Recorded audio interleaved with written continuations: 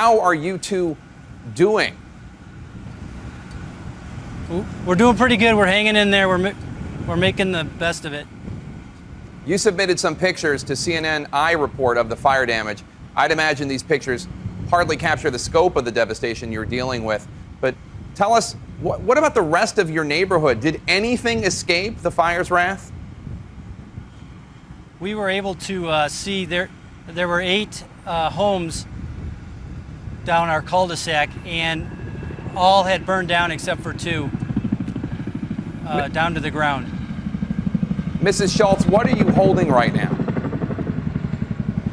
I have a photo album that my son and I were able to save, and it's just a baby photo album of our daughter whenever she was little, and that's the things that we chose first. We took paperwork, and then we grabbed all the pictures that we could, and my son ran around the house trying to pull pictures off the walls and to think about our family as a whole and the things that we're going to want when we rebuild in our next home, and the things that we're going to need to be able to move on, and those things that are special. And so that's about all that we were able to save, was pictures and paperwork and a few items of clothing.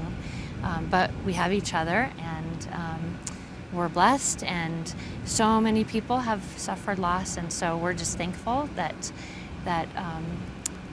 we're here and safe, and that we're loved, and that we have so many people that are willing to help take care of us. We've had a lot of support. How old are your children? My son is 16 and my daughter's 20, and I also have another son that lives in Phoenix that doesn't live with us. He's 30.